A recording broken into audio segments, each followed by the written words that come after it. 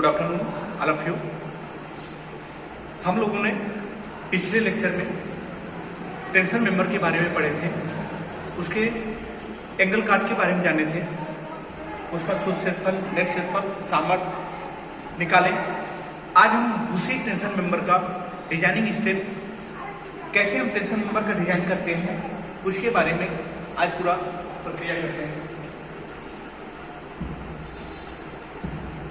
यहाँ लिखा गया है design step for tension member.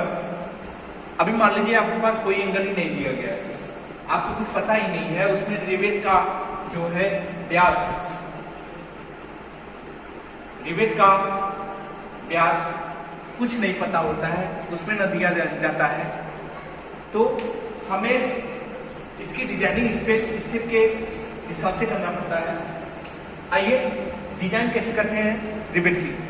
हमको यहाँ पे क्या दिया रहता है, सबसे पहले इसमें लोड,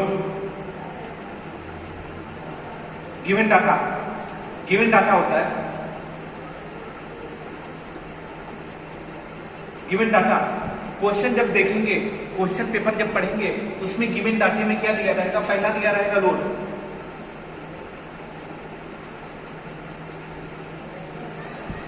मतलब यहां पे लोड ऑफ टेंशन मेंबर।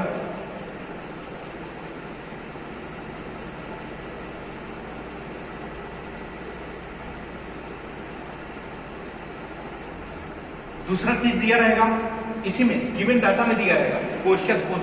मान लीजिए आपका क्वेश्चन जितना गिवन डाटा रहेगा वो आपका मान लीजिए क्वेश्चन रहेगा।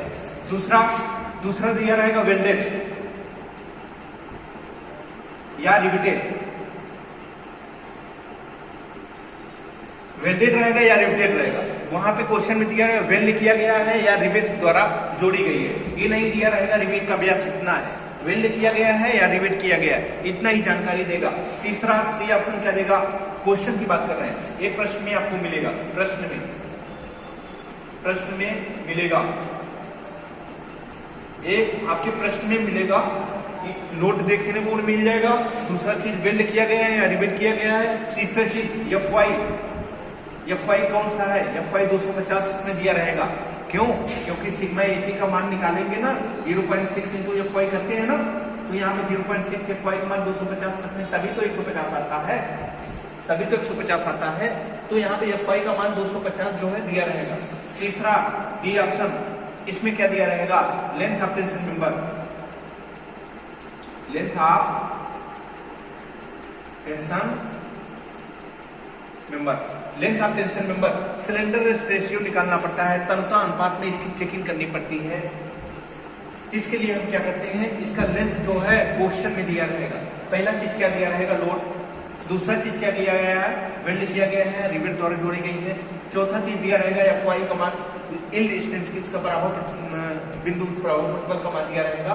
तीसरा चीज जो है वो लेंथ ऑफ टेंशन मेंबर की लंबाई कितनी है, 3 मीटर है, 4 मीटर है, 5 मीटर है, ये दिया रहेगा। ठीक है, यहाँ से कोई दिक्कत तो नहीं है ना, ये आपके प्रश्न में है। एक प्रश्न बनाते हैं, समझ में आएगा।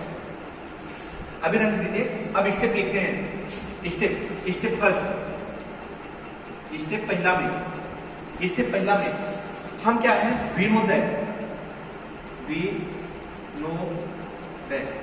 सबसे पहला जब स्टेप, एक क्वेश्चन आपका है, अब यहाँ से आप नीचे स्टेप कैसे करेंगे, नीचे पहले स्टेप में क्या करेंगे, आप क्या करते हैं, विनोदय। हम जानते हैं, क्या जानते हैं, सिग्मा 80 बराबर 0.6 इंटू एफ वाई, ये जानते हैं ना, सिग्मा 80 बराबर 0.6 इंटू एफ वाई, ये एफ वाई है, एफ वाई।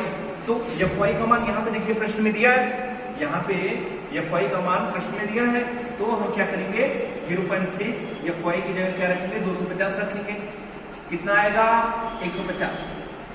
सिग्मा 80 का मान कितना आया, 150। पहला हम ये जानते हैं, ठीक है। अब हम क्या करेंगे, स्टेप टू में हम क्या करें, रिक्वायर्ड एरिया को रिक्वायर्ड करेंगे, रिक्वायर्ड एरिया। स्टेप 2 में क्या करेंगे, P इक्वल टू होता है A इंटू सिग्मा 80। पहला स्टेप में सिग्मा 80.6 एफ वाई 150 निकाल लिए। स्टेप 2 में क्या करेंगे, आप जानते हैं P बराबर होती है तनन अवयव की सामर्थ्य बराबर होती है A N D into sigma A T होता है, P बराबर होता है A N D into sigma A T होता है। अब यहाँ से हम क्या करेंगे, एंगल जो हम लगा रहे हैं ना, जो हम एंगल लगा रहे हैं गसेट प्लेट से, जो मैं एंगल को जोड़ रहा हूँ, ये जो मेरी एंगल है यहाँ से लेके यहाँ से लेके यहाँ से लेके यहाँ तक, ये जो एंगल है इसका हम क्या करेंगे, एरिया निकाल लेंगे। एरिया निकाल लेंगे। पी लोड दिया है, देखिए समझने की कोशिश करिए, पी लोड दिया रहेगा।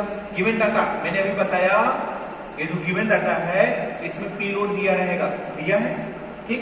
सिग्मा 80 का मान जानते ही है, सिग्मा 80 बराबर 0.6 इंटू एफ वाई का मान दिया है। यहाँ पे इसका मान पता है, इसका मान पता है, दोनों का मान पता है ना। अब यहाँ से आप क्या करेंगे, एन का मान निकाल लेंगे। क्या होता है, पी, इसको नीचे लाएंगे, 80 को सिग्मा 80, कोई प्रॉब्लम नहीं होना चाहिए।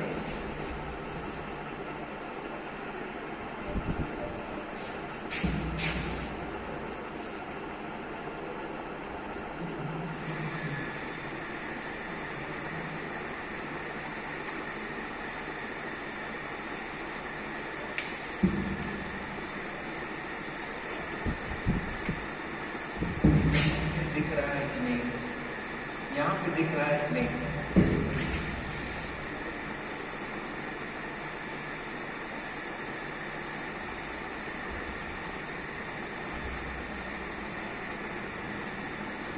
ठीक। आइए स्टेप 2 हुआ। स्टेप 3 में क्या करेंगे, स्टेप 3 में हम क्या करेंगे, स्टेप 3 में हम क्या करेंगे, अब मेरा एरिया तो निकल गया। अब हम ये देखेंगे, यहां पे हम एज्यूम करेंगे का, यहां पे हम एज्यूम करेंगे का, एननी को क्या करेंगे, हम एननी को क्या करेंगे, जो मेरी एननी रहेगी, हम क्या करेंगे, ए एन डी को, नेट इफेक्टिव एरिया को 20% से 40% तक बढ़ाएंगे। हम एन डी को 20 से 40% तक बढ़ाएंगे। क्यों बढ़ाएंगे, 20 से 50% तक लेते हैं, 25 से 50% तक लेते हैं, मतलब एक एक्यूरेंसी होती है, इसके अंदर सब आ जाता है, ठीक है। 20 से हम 50% तक अपने एनडी को बढ़ाएंगे। क्यों बढ़ाएंगे, आइए देखते हैं। हम जैसे मान लीजिए गसेट प्लेट मेरा है, ध्यान से समझिएगा, अभी फिर से स्टेप समझाएंगे, समझ में आएगा, ठीक है। ये मेरी जो होती है गसेट प्लेट होती है, गजेट प्लेट,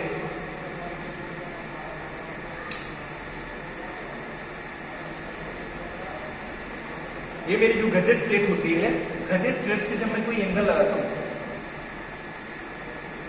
ठीक, गजेट प्लेट से अपनी भाषा में समझ लेते हैं ना, भाई जी है ना।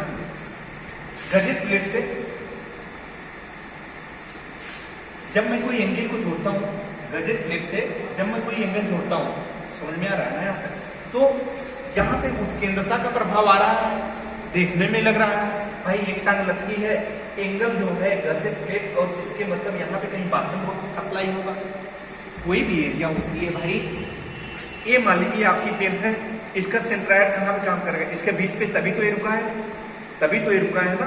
कोई भी, हम भी हैं, हमको मतलब बीच से इसे उठाया जाएगा, हम भी बीच से उठे रहेंगे, मतलब मेरा सेंट्राइड जो है बीच में लाई करता है, तो यहाँ से लेके इसका सेंट्राइड तो कहीं बाहर की तरफ कार्य कर रहा है ना, मतलब लोड तो लगना चाहिए, यहाँ पे नहीं लगा, बाहर की तरफ लग रहा है, बाहर की तरफ लग रहा है ना, तो यहाँ पे उत्केंद्रता का प्रभाव आया।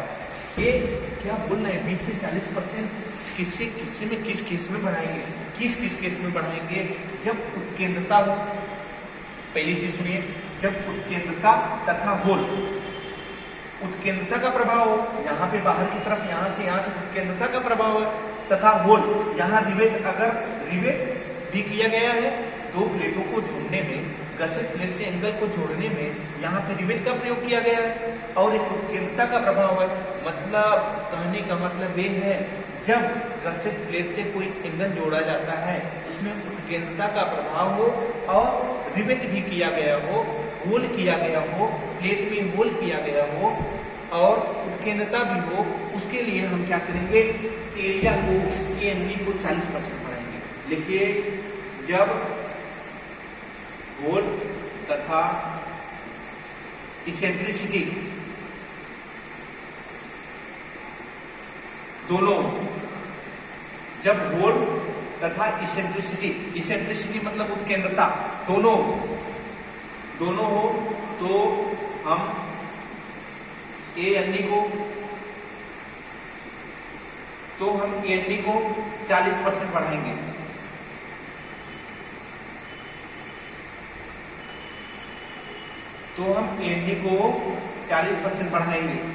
जब होल तथा इसेंट्रिसिटी दोनों हो तो हम एएनडी को 40% बढ़ाएंगे। दूसरी केस क्या आती है, ऐसे मान लीजिए एक प्लेट और है, ठीक है, यहां से लेके एक प्लेट इधर जोड़ा गया है, दूसरी प्लेट लाके यहाँ पे जोड़ा गया है, यहाँ पे भी वही केस आया, यहाँ पे भी वही केस आया, मतलब बाहर की तरफ क्या है, इसको पैक कर दिया गया है, जोड़ा गया है, बाहर गया है, तो बाहर की तरफ रखिए उत्केंद्रता होल भी है, मतलब यहाँ पे 40% बढ़ाएंगे, यहाँ पे 40% बढ़ाएंगे, समझ में आ रहा है ना। यहाँ हम क्या करेंगे, 40% बढ़ाएंगे। तीसरी, अब यहाँ पे एक चीज देखिए, मतलब 40% बढ़ाने का केस यहाँ पे होल और उत्केंद्रता दोनों, ठीक है। अब किस केस में हम 20% बढ़ाएंगे, जब केवल ध्यान से देखिएगा, समझ लीजिएगा एक बार, टेंशन एकदम नहीं होगा, स्टेप आपको तैयार हो जाएगा। जब केवल होल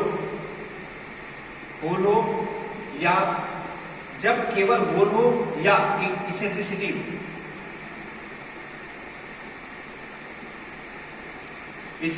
हो, दोनों में से कोई एक हो तो हम एएनडी को 20% बढ़ाएंगे, एएनडी को 20% बढ़ाएंगे। जब केवल होल ही हो या इसेंट्रिसिटी दोनों में से कोई एक हो तो हम एरिया को एएनडी को क्या करेंगे, 20% बढ़ाएंगे। आइए इसका भी केस देख लेते हैं। ये अभी तो हमने देखा 40% बढ़ाने का केस, जब होल भी हो, यहाँ पे होल है, ये होल है, ये है इसेंट्रिसिटी, यहां से एक इसेंट्रिसिटी था। अब आइए मैं इस चीज को मिटा रहा हूं, ये समझ में आ जाऊंगा। अब आया 20% किस केस में बढ़ाएंगे, 20% भाई साहब इस केस में बढ़ाएंगे। मान लीजिए गसेट प्लेट से आपने एक एंगल इधर की तरफ जोड़ा, एक एंगल इधर की तरफ जोड़ा, पहला केस। यहां पे केवल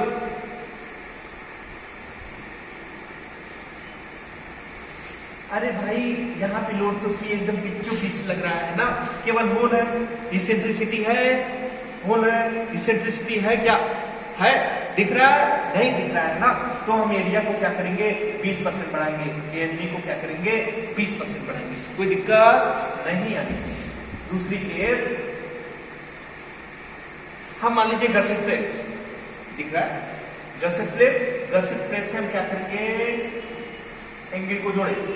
यहाँ पे हम क्या किए, वेल्ड किए, यहाँ वेल्ड कर दिए, यहाँ वेल्ड कर दिए, यहाँ दोनों किनारों पे मैंने वेल्ड किया ना, तो यहाँ पे क्या है, इसेंट्रिसिटी है, यहाँ से यहाँ तक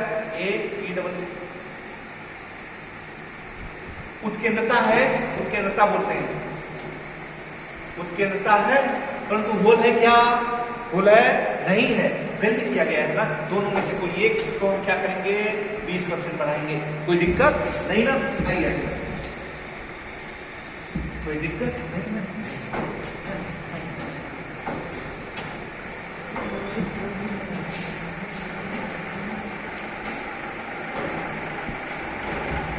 इस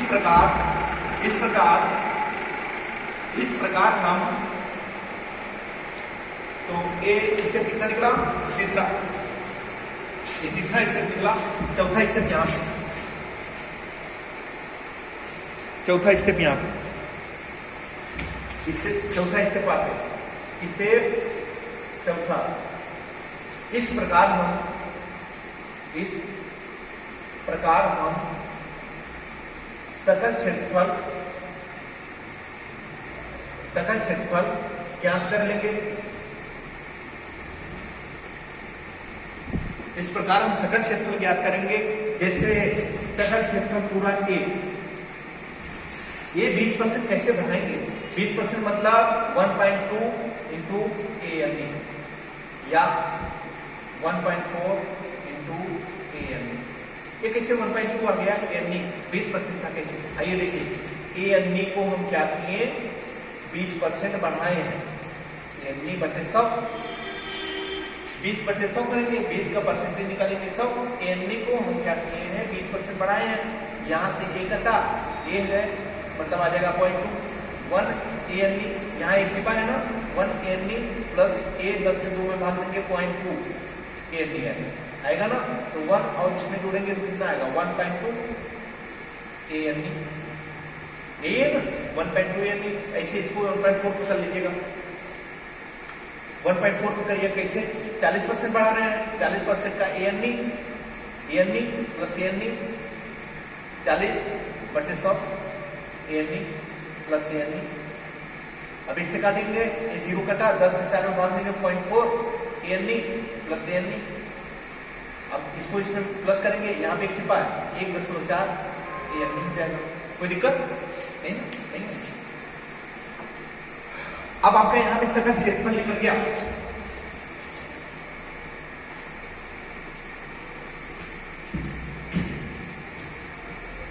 अब हम क्या करेंगे?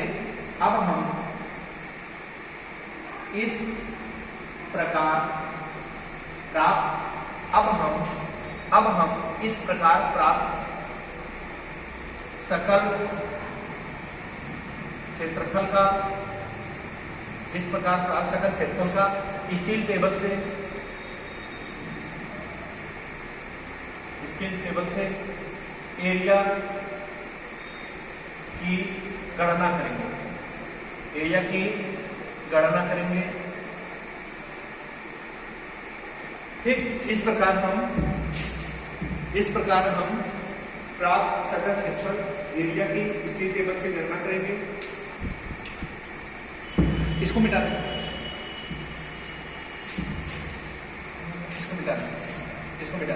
देखते रहिएगा। गणना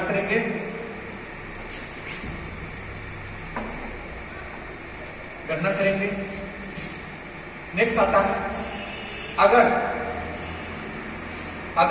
उत्केंद्रता का प्रभाव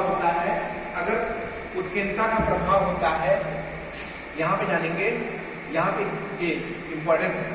अगर उत्केंद्रता का प्रभाव होता है तो हम असमान एंगल का प्रयोग करेंगे। अगर उत्केंद्रता का प्रभाव होता है तो हम क्या करेंगे? असमान एंगल लेंगे। कैसे? जैसे 125 होता है, 95 होता है, 10 होता है, ऐसे एंगल लेंगे। ठीक है। अगर उत्केंद्रता का प्रभाव नहीं रहेगा तो वहां पे क्या है? इक्वल एंगल लेंगे। ठीक है।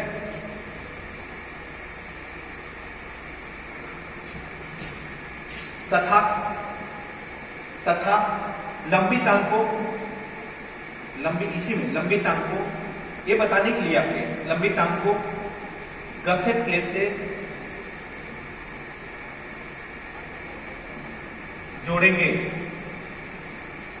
तथा बड़ी टांग को गसेट प्लेट से हम क्या करेंगे? जोड़ेंगे। बड़ी टांग को गसेट प्लेट से जोड़ेंगे, छोटी टांग को नहीं, बड़ी टांग को क्या करेंगे? गसेट प्लेट से जोड़ेंगे। नेक्स्ट स्टेप क्या होगा? स्टेप 5। अब हम उसकी सामर्थ्य ज्ञात कर लेंगे। आइए एक क्वेश्चन हल करते हैं। कैसे हमने किया, एक बार फिर से आपको रिवाइज कर देता हूँ, समझ में आ जाएगा। नहीं तो फिर से पीछे से देखिएगा, समझ में आएगा, बिल्कुल आएगा। हमने बोला पहले गिवन डाटा दिया रहेगा, पी दिया रहेगा, लोड दिया रहेगा। आइए रफली दूसरी चीज क्या है? एफ वाई का मान दिया रहेगा 250, ये दिया रहेगा एफ वाई का मान। तीसरा चीज क्या है? वेल्डेड की रहेगा या रिवेटेड, ये उसमें प्रश्न दिया रहेगा। चौथा चीज क्या दिया रहेगा, लेंथ ऑफ टेंशन मेंबर, ये दिया रहेगा। ये आपके गिवन डाटा, ये आपके प्रश्न में दिया रहेगा, ये प्रश्न में रहेगा। जब इतना चीज दे दिया है और उतना चीज क्यों नहीं कर पाएंगे भाई साहब, कर लेंगे। आइए, पहला स्टेप मैंने बताया, स्टेप फर्स्ट में मैंने बताया सिग्मा 80 बराबर होता है 0.6 इंटू FY। FY का मान दिया था क्वेश्चन पेपर में 250, यहाँ से 250। FY का मान कितना दिया था 250, FY का मान यहाँ पे रखे 0.6 इंटू FY, निकाले ना 150, आया ना, यहाँ तक तो दिक्कत नहीं हुआ। स्टेप 2 में मैंने बताया था, P equal to AND into sigma 80। आप जानते यहाँ से P का मान गिवन डाटा दिया है, सिग्मा 80 का मान यहाँ दिया है, तो आप यहाँ से AND निकाल सकते हैं ना, P अपन सिग्मा 80। अरे ये निकल सकता है ना। मैं फिर तीसरा स्टेप बताया था, स्टेप तीसरा मैंने बताया था, AND का जो मान निकालेंगे, हमने बोला था गसेट प्लेट से जब कोई एंगल लगा रहे हैं बाहर की तरफ, यहाँ पे होल भी किया गया हो, रिवेट से जोड़ा गया हो और यहाँ कुछ तीव्रता का प्रभाव आए, तो मैंने क्या बोला था, 20 से 40% हम क्या करेंगे, बढ़ाएंगे। कब? जब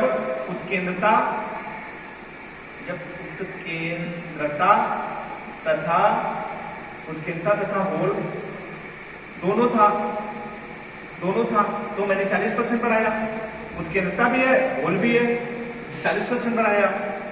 कब? फिर जब केवल होल हो या क्या इसेंट्रिसिटी है, दोनों में कोई एक हो, तो मैंने क्या किया, 20% बढ़ाया। मैंने 20% बढ़ाया, या तो कोई दिक्कत नहीं होना चाहिए। मेरी तीसरी स्टेप आई, चौथी स्टेप 4। अब हम क्या करें, जो सकल एरिया हम यहां से निकाल लिए, सकल क्षेत्रफल ज्ञात किया गया, ये बराबर होता है 1.2 से लेके 1.4 AND, ये निकला था ना। अब हम क्या करेंगे, यहां से AND का मान पुट करके हम क्या करेंगे, स्टील टेबल में क्या करेंगे, स्टील टेबल से हम एक एरिया निकाल लेंगे। स्टील टेबल से हम क्या करेंगे, जो यहाँ पे इससे हम ज्ञात किए रहेंगे, AND का मान यहाँ पे रखेंगे, 1.2 में करेंगे, जो एरिया टोटल ग्रास एरिया निकलेगी। अब हम ये जो ग्रास एरिया है किताब के पीछे पन्ने पे दिया है, वहां से हम क्या है, ये जो एरिया निकलेगी, ध्यान से सुन लीजिए, जो सकल एरिया यहाँ से 1.2 से 1.4 बढ़ा के निकालेंगे ना, तो ये मान लीजिए कुछ एरिया है, मान लीजिए 20, 25, 0.33 मिलीमीटर, इतनी मान लीजिए एरिया आई। इतनी आपने हल किया तो इतनी एरिया आई। अब हमें क्या करना है, स्टील टेबल में ढूंढना है। पीछे के पन्ने में हमने क्या किया, बुक के पीछे दिया है, स्टील टेबल दिया है, वहां पे आपको ढूंढना है।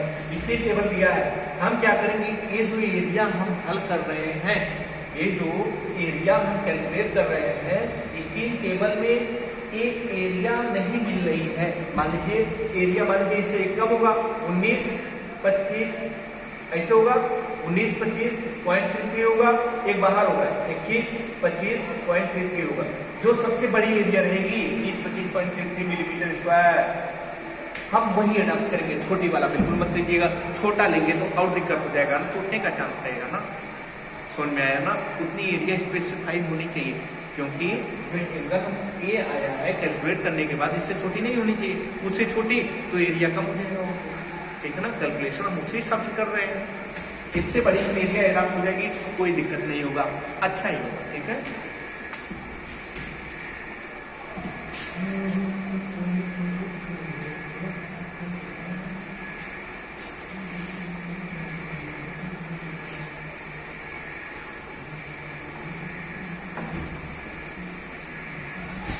हमने क्या कहा, स्टेप 5 में मैंने बोला था, अब हम क्या करेंगे, स्टील टेबल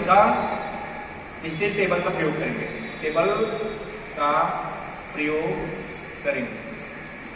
वहां फिर स्टेप 6, स्टील टेबल से हमने क्या किया, इसकी एरिया मान लीजिए निकाल लिया, एरिया पूरा टोटल निकाला।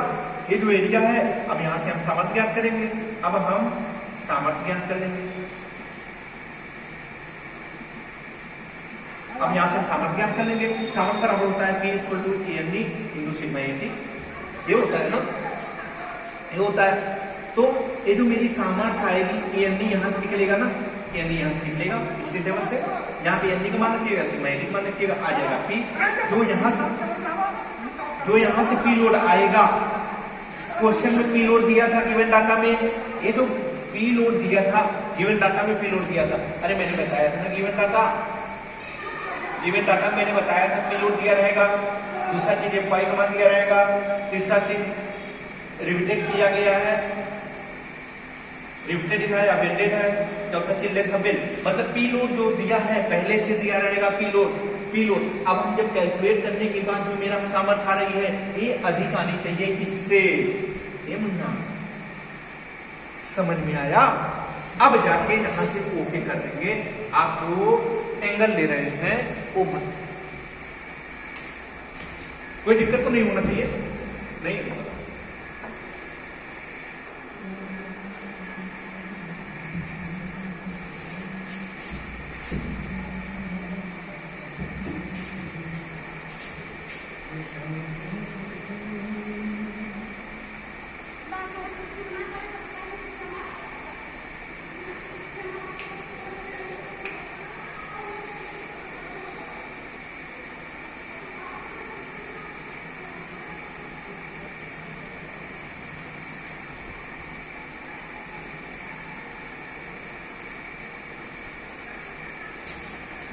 एक क्वेश्चन हम करते हैं।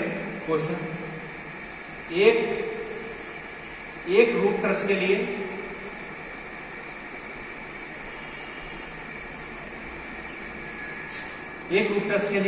एंगल का प्रयोग किया गया है। एंगल का प्रयोग किया गया है।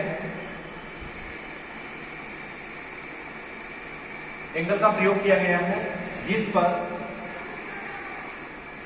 पर 200 किलोन्यूटन का जिस पर 200 किलोन्यूटन का अच्छे तनन बल कार्य कर रहा है। अच्छी तनन बल कार्य कर रहा है।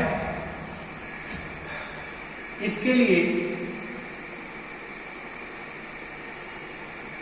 कार्य कर रहा है तथा एंगल को गजेट प्लेट से दोनों तरफ जोड़ा गया है। गजेट प्लेट से दोनों तरफ क्या किया गया है? जोड़ा गया। यहां तक कोई दिक्कत तो नहीं ना? Fy का मान कितना दिया गया है? 250 है। Fy का मान 250 है। तनन उपांग की अभिकल्पन कीजिए।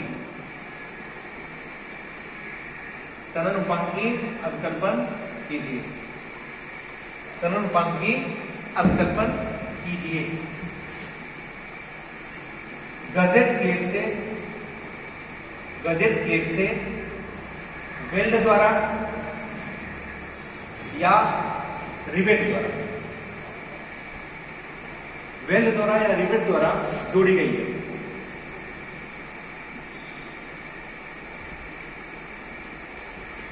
गजेट प्लेट से वेल्ड द्वारा, ये वेल्ड द्वारा या रिवेट द्वारा जोड़ी गई है। हम दोनों चीज डाल दिया, कंफ्यूजन आपको नहीं है। इसी में हम तनता अनुपात का भी डाल देंगे, तनता अनुपात का भी डाल देंगे। चलिए अगले क्वेश्चन में चला दीजिए, टेंशन बिल्कुल मत लीजिए। अभी हमें क्वेश्चन एक मिला है। एक क्वेश्चन, एक रूट त्रस्त के लिए एंगल का प्रयोग किया गया है। एंगल का प्रयोग किया गया है, ये बता दिया है। जिस पर लोड, पहले हम आगे जो दिया है उसको उतार लेते हैं। जिस पर लोड कितना? 200 किलोमीटर। P दिया है, P उतार ले। गिवन डाटा तंगाना उतारिए ना, 200 किलोमीटर। एकदम डरने की कोशिश नहीं है ना। आगे बढ़ते हैं। अच्छी तनन बल कार्य कर रहा है तथा एंगल को गसेट प्लेट के दोनों तरफ जोड़ा गया है। एंगल को गसेट प्लेट के दोनों तरफ जोड़ा गया है। चल ठीक है, फिगर भी बन गया। अब दिया है Fy का मान 250, Fy का मान 250, ठीक। दो स्टेप मिला, अरे मजा आने वाला है। दो स्टेप कलन उपांग का अपकल्पन कीजिए, ये तो अपकलन करने के लिए बोल रहा है, डिजाइन करने के लिए बोल रहा है, कोई टेंशन नहीं, कर देंगे कर देंगे। इसको बोलिए भाई साहब रुके रहिए, आपका हम परेशानी हल कर देते हैं, ठीक है। गजेट प्लेट से वेल्डेड या रिवेटेड किया गया है, गजेट प्लेट से वेल्ड या रिवेटेड किया गया है। तीसरा पहला दिया है, दूसरा दिया है, तीसरा क्या दिया गया है, वेल्ड या रिवेटेड। बस चौथा नहीं मिला ना भाई साहब, चौथा नहीं मिला, नहीं पूछ रहा था, उसका मन नहीं था क्वेश्चन में पूछने का, नहीं पूछा। Length of belt, length of tension member, नहीं पूछने का मन था, एक स्टेप तो क्या जरूरत, जब नहीं पूछेगा तो हमें जरूरी क्या है आगे बढ़ने का, आगे देखेंगे फिर उससे भी सामना करेंगे ना।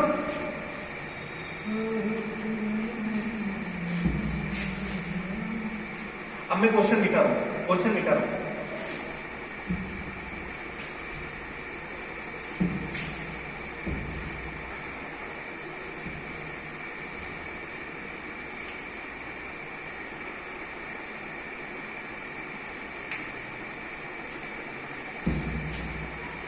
अब आइए, P हमें कितना दिया है, 200 किलोमीटर। Fy का मान कितना दिया है, 250। तीसरा दिया है वेल्डेड या रिवेटेड, पहला दिया है, दूसरा दिया है, तीसरा वेल्डेड या रिवेटेड किया गया है। अब हमें इसको मिटा देना चाहिए। आइए, क्वेश्चन में क्या बोल रहा था, कितना अच्छा चीज बोल के चला गया बेचारा, वो हमें टेंशन दे के चला गया। अब टेंशन को हम हटा देते हैं। आइए, स्टेप फर्स्ट में मैंने बोला था, स्टेप फर्स्ट में मैंने बोला था, क्या बोला था, सिग्मा 80 कितना जानते हैं, 0.6 इंटू Fy। देख भाई, ऐसे ऐसे हल करेंगे, ऐसे ऐसे ऐसे ऐसे ऐसे आ जाएगा, ठीक है। सिग्मा 80 का मान निकालेंगे। अब यहाँ सिग्मा 80 होता है 0.6, Fy का मान 250 रख, Fy है ना 250 रख, आया कितना, 150। कोई तो दिक्कत नहीं हुआ, हमें आराम से आ गया। स्टेप 2 में क्या कहा, स्टेप 2 में क्या कहा था भाई, एक चीज और आप लोग जानते हैं क्या, P equal to ANE into sigma E, ये भी आप जानते हैं ना। अब जब दो चीज है भाई साहब, A नहीं निकल जाएगा क्या, P दिया है, P दिया है कितना, 200, इसको 1000 कर दीजिए न्यूटन, बराबर ANE सिग्मा 80 का मान कितना, सिग्मा 80 का मान कितना, 150। यहां से 200 गुणे 1000 बटे 150 बराबर ANE रिक्वायर्ड, ANE रिक्वायर्ड या रिक्वायर्ड एरिया।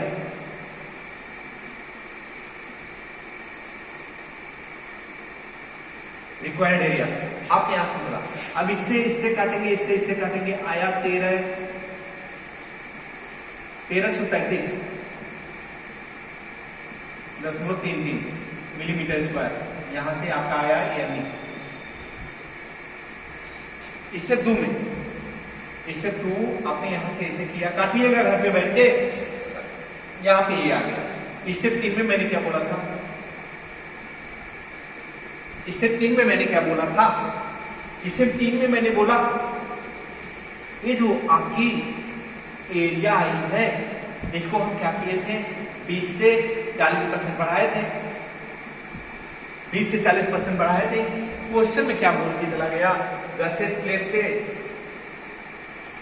क्वेश्चन में बोल के चला गया था गसेट प्लेट के दोनों तरफ एंगल प्रोवाइड की गई है, एक इधर भी है, एक इधर भी है। यहां पे रिवेट द्वारा क्या किया गया है, जोड़ा गया है।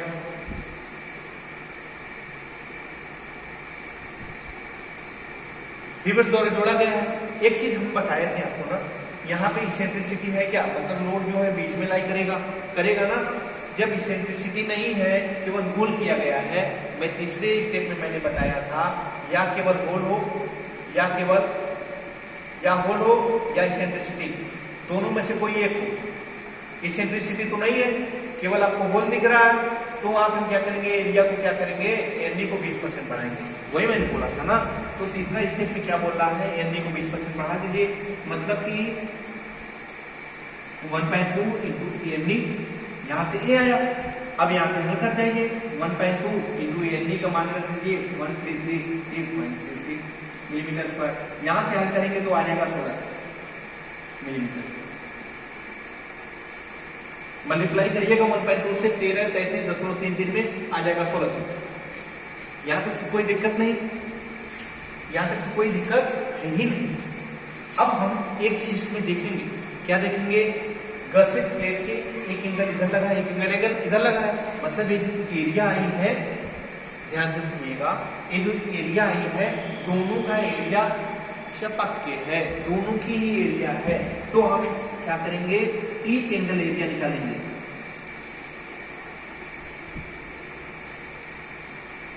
केवल इस केस में जब दोनों तरफ एंगल रहेगा, जब एक तरफ एंगल रहेगा तो ईच एंगल एरिया नहीं निकालेंगे। जब दोनों तरफ एंगल गसेट प्लेट से लगा होगा, ध्यान से सुनिएगा, जब गसेट प्लेट से दोनों तरफ एंगल लगा होगा, गसेट प्लेट से दोनों तरफ एंगल लगा होगा, गसेट प्लेट से दोनों तरफ एंगल लगा होगा, 3-4 बार बोले, गसेट प्लेट से दोनों तरफ एंगल लगा होगा, तो हम क्या करेंगे, एक एंगल की हम एरिया निकालेंगे। एक एंगल की एरिया निकालने के लिए हम क्या करेंगे, 1600/2 2 कर देंगे ना, एक का उधर गायब आ जाएगा 800। कोई प्रॉब्लम नहीं होनी चाहिए दोस्त।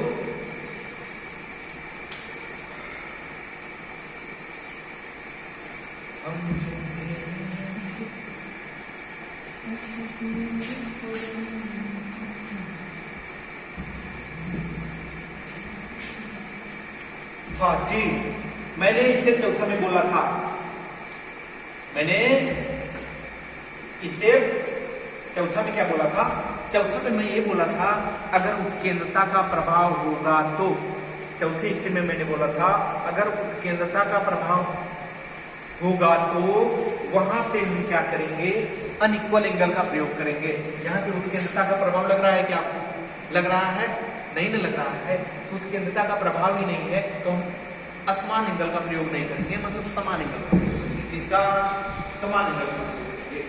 अब हमें स्टील टेबल के पीछे पन्ने पे घूमना पड़ेगा। ये जो यहां से हमारी एरिया आई है, ध्यान से सुनिएगा, कंफ्यूज हो जाएंगे, एंगल काटने जाएंगे स्टील टेबल से पीछे पन्ने पे, शुरुआत से नहीं, पीछे से लौट के आएंगे, पीछे से, आगे से नहीं, पीछे से पन्ना खोलेंगे, 5, 6, 7, 8 पन्ना जब खोलेंगे वहां पे स्टील टेबल आएगा। स्टील टेबल जब आएगा वहां पे देखेंगे हमने क्या बोले हैं, यहाँ पर उत्केंद्रता का प्रभाव नहीं है,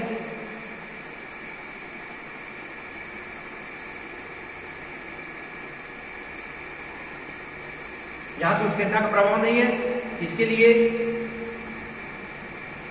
समान एंगल का प्रयोग करेंगे।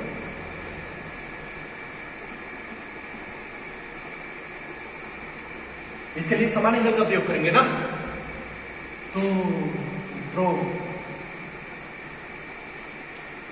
अब क्या किए, समान एंगल का प्रयोग करेंगे। किताब से पीछे पन्ने पे ढूंढेंगे, यहां से तो आपको नहीं बता पाऊंगा, फिर भी मैं कोशिश कर रहा हूं इतना जानकारी देने के लिए।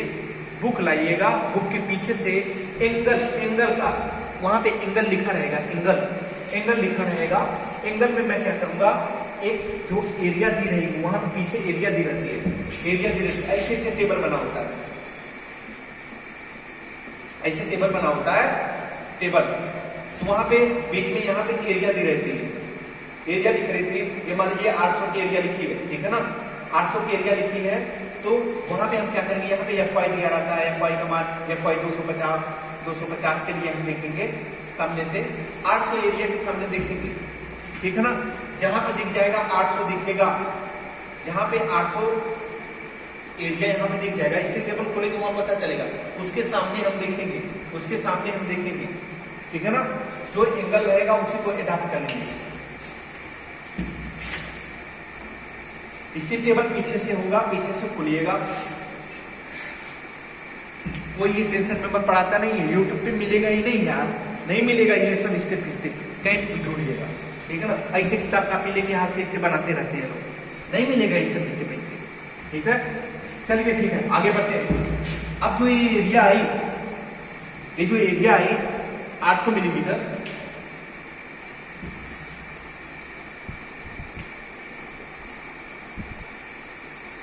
ये जो 800 मिलीमीटर एरिया आई, हम स्टील टेबल खोले, पीछे पन्ने पे गए, वहां पे देखे एंगल कार्ड जो है, एंगल कार्ड जो है वहां पे 800 के सामने देखेंगे, 800 के सामने देखेंगे, जो एंगल रहेगा उसको हम ले लेंगे। जो एंगल मान लेंगे मेरा 70 गुणे 8 मिलीमीटर, 8 या 10 मान लो, कोई भी मान लीजिए, 8 या 10 कुछ भी 6, 70 गुणे 6 मिलीमीटर, समान एंगल ना, 70 70 6, 70 70 6, ये भी 70, यहां से लेके ये 70, यहां से लेके ये 70, यहां से लेके ये 70, ये जो है मोटाई है 6 मिलीमीटर, ये जो मोटाई है 6 मिलीमीटर। कोई दिक्कत तो नहीं होना चाहिए ना यहाँ पे? अरे नहीं होगा, क्यों होगा? दिक्कत हम है ना।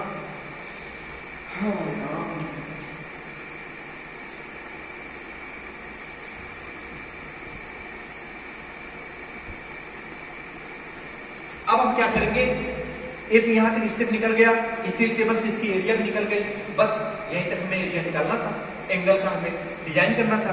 चौथा चीज हमने बोला था स्ट्रेंथ चेक करने के लिए, पांचवा चीज, स्टेप 5 में स्ट्रेंथ चेक करिए।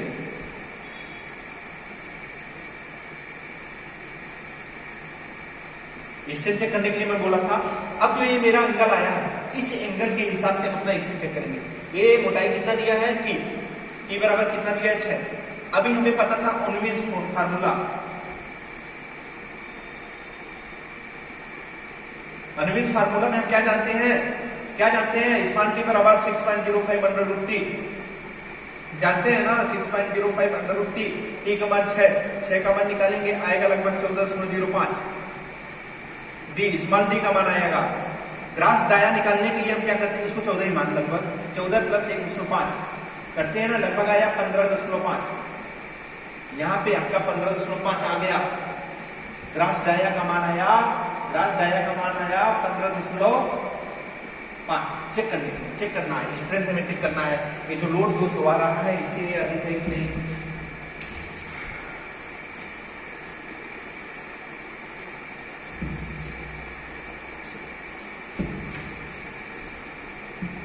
अब आइए, इसको मैं मिटा रहा हूं, कहीं से मैं मिटाऊं, इसको मैं मिटा रहा हूं, यहां से एरिया मालूम पड़ गया ना 800, देखते रहिएगा, समझ में आएगा। अरे आएगा नहीं तो कहां जाएगा। ये जो मैं एरिया इसे निकाला था 800 आया था, ये 800 मिलीमीटर के मैं सामने देखा, मेरा एंगल जो आया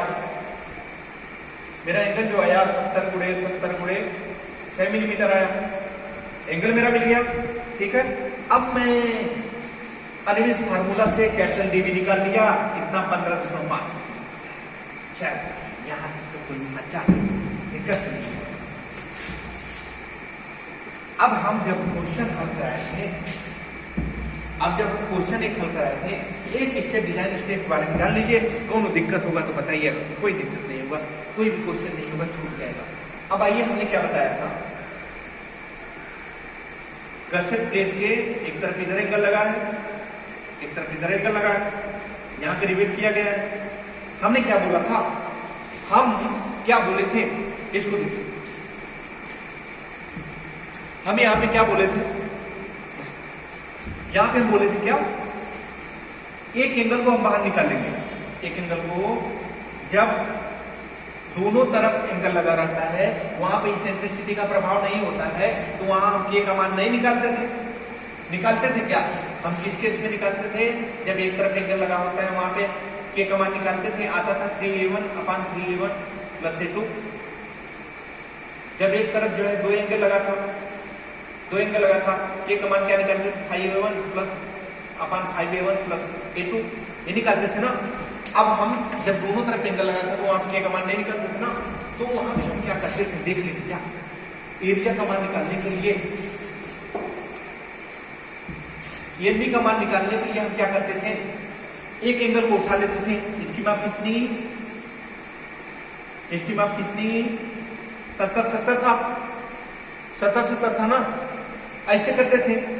मतलब कि जब दोनों, ध्यान से सुनिएगा, जब दोनों तरफ लगा रहता है तो वहां पे हम क्या करेंगे, जब पूरी एरिया दिया, हमें कितना दिया है, 800 मिलीमीटर स्क्वायर दिया है, पूरी की क्षेत्रफल हमें दिया है 800 मिलीमीटर स्क्वायर, यहाँ पे 800 दिया, एक की बात कर रहे हैं, 800 दिया है, 800 में क्या है, होल कितना है, एक होल है, एक रिवेट लगा है, तो यहां पे क्या करेंगे,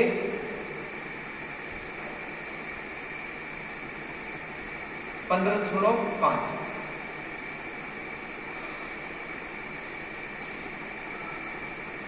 इंटू 1505 इंटू टी मोटाई कितनी है 6, 1505। भाई यहाँ पे रिवेट है ना, डी इंटू टी मोटाई। यहाँ पे देखिए ये रिवेट लगा है, रिवेट इसका डाया और इसका मोटाई, डाया और प्लेट की मोटाई जो प्लेट लगी है उसकी मोटाई डी इंटू 2 कर देंगे। यही बताया था ना मैं। अरे भाई इसकी पूरे क्षेत्रफल निकालते थे, कैसे निकालते थे? हिमालय 70 दिया है, ये 70 दिया है, ये 70 दिया है, यहाँ से ये 6 दिया है। हम क्या करते हैं, देख ऐसे 70, यहां से ये 70 दिया है, समझ में? अब हम क्या करते थे, ये मोटाई कितनी है यहाँ से यहाँ तक, ये 6 है ना, ये 6 है ना, यहाँ से यहाँ तक मोटाई 6 है मिलीमीटर। तो हम क्या करते थे, 70 गुणे 6 करते थे ना। यहाँ पे हमने होल किया है, यहाँ पे हमने होल किया है, रिवेट लगाया है ना। तो यहाँ से हम क्या करेंगे, रिवेट निकाल लीजिए, कितना डाया है, कितना डाया है यार, 15.5 इंटू 6 करते थे ना, प्लस अब मान लीजिए यहाँ से 6 निकल गया, ये 6 निकला, तो 6 70 में से 6 जाए 64 आएगा ना। तो 64, यहाँ से यहाँ तक दूरी कितना हुआ, यहाँ से यहाँ तक दूरी 64, थिकनेस कितना है 6, मल्टीप्लाई करते जो आएगा कितना है, शायद इतना है 800, ठीक है 800।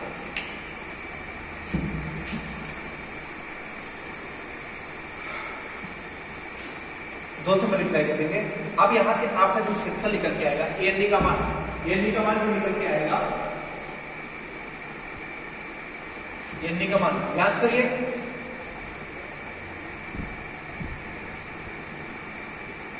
जांच करिए,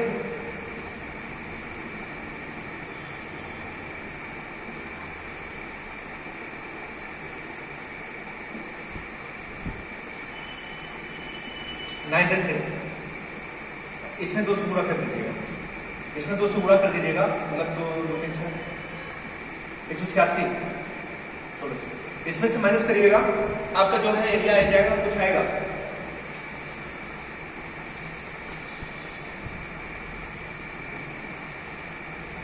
आएगा 1426 मिलीमीटर स्क्वायर।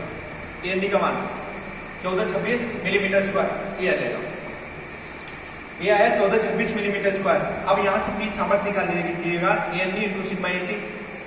एएनडी का मान कितना 1426, सिग्मा एटी का मान 150। यहां से मल्टीप्लाई करेंगे तो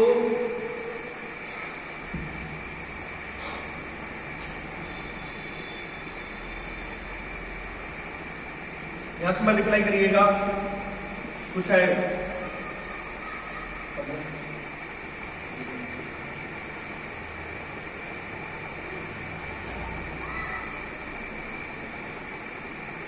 दो सौ 213.15 किलोमीटर। ए यहां से आप चेक किए तो पी का मान आया 213.15। आपको लोड कितना दिया है 200 का, मतलब ये अधिक है ना। जो पी लोड मेरा आया है 213.15, हल करने के बाद जो लोड ऊपर आ रहा था, टनल लोड आ रहा था वो 200 किलोमीटर का, मतलब ये सेक्शन जो है, ये जो सेक्शन है एडाप्ट करेंगे, ओके है, सही है, अच्छा है, समझ में आया तक ना भाई? बहुत अच्छे से समझाने की कोशिश की है। 1 बार 2 बार 3 बार 4 बार 5 बार 6 बार 7 बार 8 बार 9 बार 10 बार देखेंगे, समझ में आएगा। 10 बार देखेंगे तब समझ में आएगा।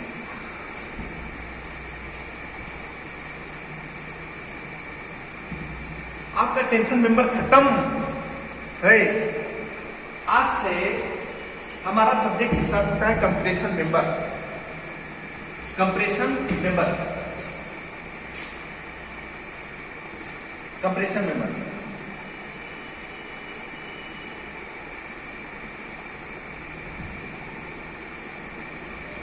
Compression member. आइए कुछ जानकारी दे देते हैं। कल से हमारा चैप्टर जो है दबादब स्टार्ट रहेगा, ठीक है।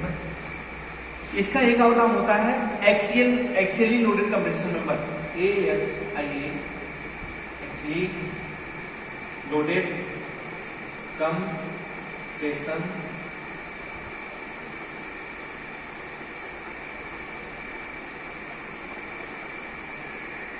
Actually loaded compression member. कोई कॉलम होता है, कोई कॉलम होता है, कॉलम पे क्या होता है, ऐसा मेंबर, ऐसा संपीड़न अवयव जिस पर कार्य करने वाला भार अवयव के केंद्र से संकेंद्रित होता है।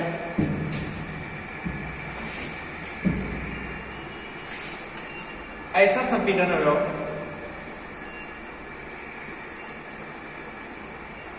अवयव जिस पर कार्य करने वाला भार अवयव के केंद्र पर संकेंद्रित होता है।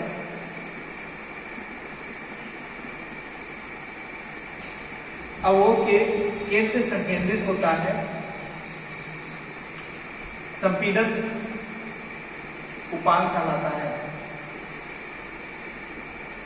कैसे?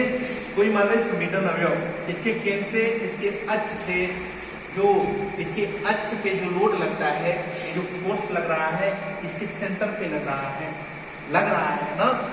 सेंटर पे जब लोड लगता है, कोई भी उपांग होता है, ये मेरी कलम है, इसके मैं सेंटर पे लोड लगाया, सेंटर पे जब लोड लगता है उसी को बोला जाता है क्या? संपीड़न उपांग।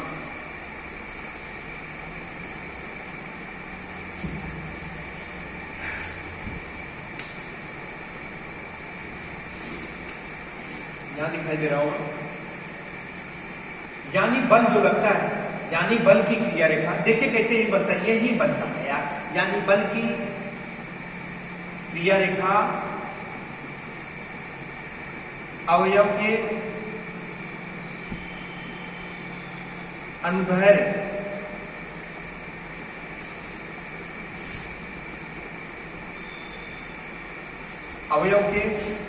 अनुदैर्ध्य अक्ष से पास होती है। यानी ये जो लोड होती है, क्रिया रेखा, यानी बल की क्रिया रेखा अवयव के अनुदैर्ध्य अक्ष से पास होती है। ये जो अनुदैर्ध्य अक्ष है ना, इसको बोला जाता है अनुदैर्ध्य अक्ष से पास होती है। ये बीच से पास होती है। मैंने बताया ऐसा संपीड़न अवयव जिस पर कार्य करने वाला भार अवयव के केंद्र पर संकेंद्रित होता है। पहले चीज मैंने बताया, ये मान लीजिए कोई मेरा उपांग, ये देखना, ये मेरा कोई इतना बड़ा उपांग है, तो इसके ऊपर जो लोड आ रहा है, यहां से लेके यहां तक इसके सेंटर पर संकेंद्रित होता है। मतलब ऐसा संपीड़न जिस पर कार्य करने वाला भार अवयव के केंद्र पर संकेंद्रित होता है। पहला पॉइंट, संपीड़न का परिभाषा बन रहा है। देखिए कोई टेंशन नहीं होनी चाहिए, परिभाषा याद नहीं किया जाता है, समझने की कोशिश, कंसेप्ट समझेंगे, कोई दिक्कत नहीं होगा। केंद्र पर संकेंद्रित होता है तथा संपीड़न उपांग कहलाता है। यहां तक हम कर लिए संपीड़न उपांग कहलाता है। हाँ ठीक है। यानी बल की क्रिया रेखा, मजेदार चीज आया जो दिल में जान बजे। यानी बल की क्रिया रेखा अवयव के अनुदैर्ध्य अक्ष से पार होती है। बल की क्रिया रेखा अवयव जो है, इसका जो ये अनुदैर्ध्य अक्ष है, ऐसे ही पास हो रही है ना, अनुदैर्ध्य अक्ष से पास होती है। कोई दिक्कत?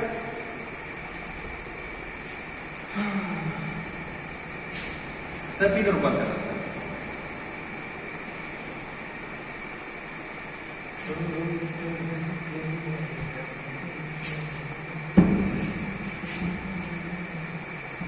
कल पढ़ाएंगे नए लेसन।